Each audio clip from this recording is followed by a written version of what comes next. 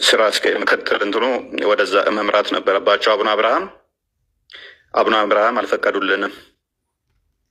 እሳቸው ባለመፍቀዱ በህግ አካላት በቤተክርስቲያኒቱ እንትን እያንዳንዱ የጸደቀውና እነሱን ሊያስጠይቃቸው የሚችልበትን አጋጣሚ እኛ መክሰስና እነሱን ተጠያቂ ማድረግ ምንችልበትን ውድቅ እንዲሆን ሆኗል ማለት ነው። ሜቢ ይሰማለኝ ስታክ አድርጓል። እኔ ጋር ይሰማል። ኦኬ ይሰማለሁ። ስለዚህ እሳቸው ፈቃደኛ ባለመሆናቸው በእሳቸው ምክንያት ወደዛ ሳይሄድ ቀርቶ ውድቅ ሆኖብናል ማለት ነው። የሊቃውንት ጉባኤ እንትኖች ኦኬ፣ አንዴ ቲክቶክ እንትን እያለ ነው። ይሰማለሁ? ይሰማል። እሺ፣ ስታክ እያደረገብኝ ነው። ኦኬ፣ አሁን ተመልሻለሁ። መልካም። የሊቃውንት ጉባኤ እንትኑም አምጡ ወደኛ የተነሱትን ጽርፈቶች ምላሽ የሚያስፈልጋቸውንም ምላሽ እንሰጣለን፣ በህግ የሚጠየቁትንም በህግ እንጠይቃለን ብለውን ነበረ።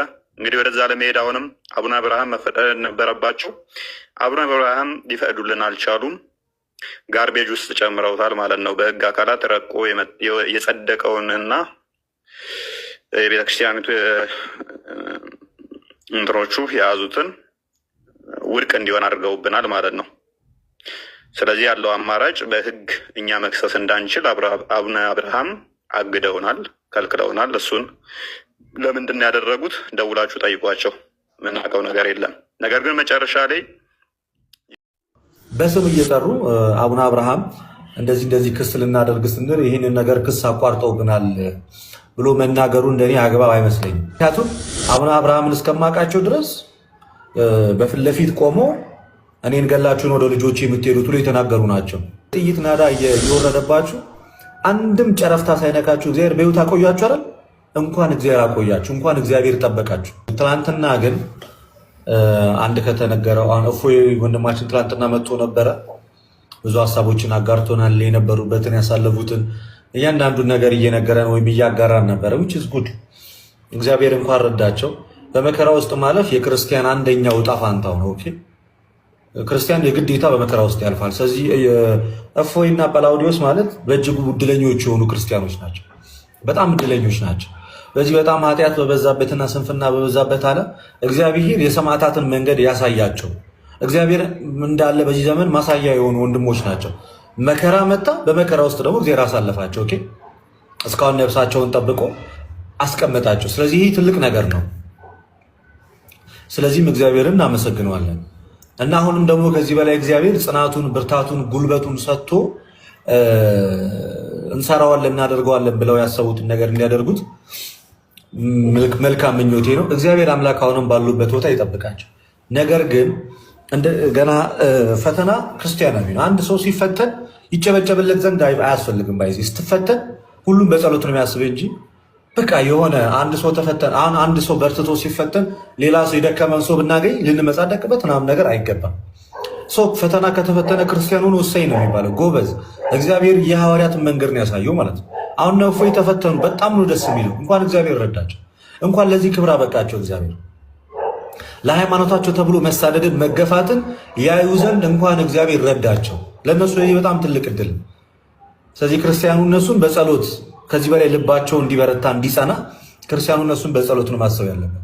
ከውስጥም ከውጭም ፈተና ቢገጥማቸው ከውጭ ፈተና ቢገጥማቸው እሰይ ነው ማለት ያለባቸው።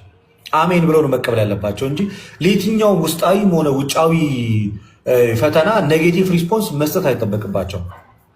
ልናገር የፈለኩት ነገር ባጭሩ ምንድን ነው? ወንድማችን እፎይ ሁለት አካውንት ያለው ይመስለኛል። አንደኛው ወደ 200 ሺህ፣ አንደኛው ወደ 700 ሺህ በእርግጠኝነት ይመስለኛል አይደለ? ትናንትና ላይቭ የገባበት አካውንት አለ። ብዙ ነገሮችን ተናግረዋል። ግን ስለ ብፁዕ አቡነ አብርሃም የተነገረው ንግግር እንደኔ በእነሱ ቦታ አይደለሁም። እውነቱን ለመናገር በእነሱ ጫማ ውስጥ አይደለሁም። በእነሱ ጫማ ውስጥ አይደለሁም። እነሱ የደረሰባቸውን መከራ አልቀመስኩትም፣ አላገኘሁትም፣ በፍጹም አልደረሰብኝም።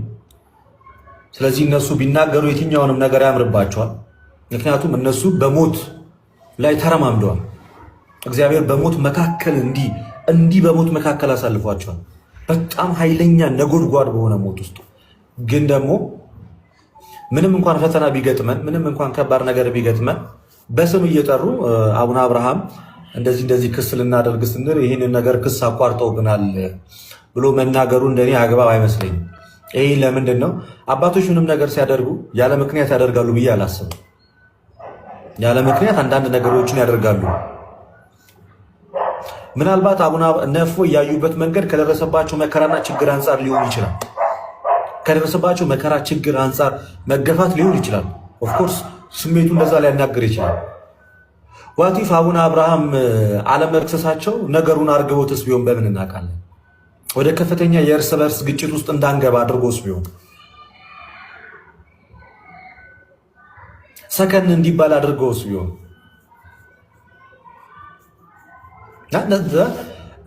እንዳይፋፋም አድርገውስ ቢሆን አቡነ አብርሃም እንደዛ ማድረጋቸው ነገሩን እንዳይጋጋል በጣም ደግሞ ወደ ማንወጣው መፋፋም ውስጥ እንዳይገባስ ቢሆን ይሄን አቡነ አብርሃም ይሄን ነገር የተከላከሉት ማን ያውቃል?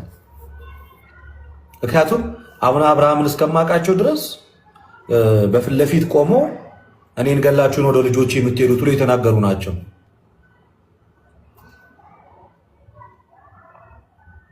ይሰማል አይደል? ድምጽ የምናገረው ይሰማል። ልደት ሜይ ቢ ከታች ያሉት ካሉ አንድ ሰው መሰለኝ አይሰማም ያለው ከአበረቱን ሰዎች ጋር ወደፊት መቀጠል ነው እንጂ በጣም በሚሊዮን የሚቆጠር በጣም በብዙ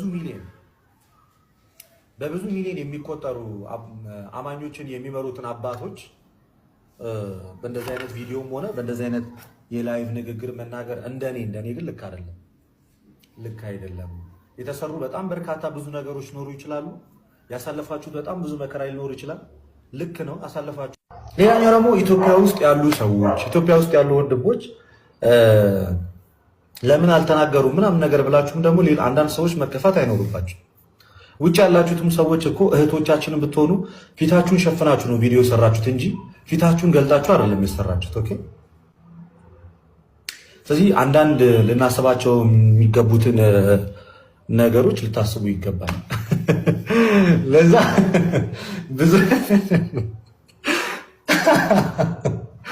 ኤኒዌይስ ብቻ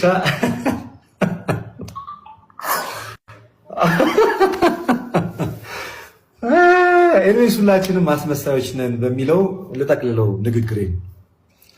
ሁላችንም አስመሳዮች ነን የሚለው በዛ ልጠቅልለው ንግግሬን። ሰላም ውድ አድማጮቻችን፣ በመግቢያ ላይ እንደተመለከታችሁት ልደተ ቃል ለእኔ ላይቭ ምላሽ የሰጠው ነው። በእርግጠኝነት ልደተ ቃል የዛን ዕለት ተደብቆ አላዳመጠኝም ማለት ነው።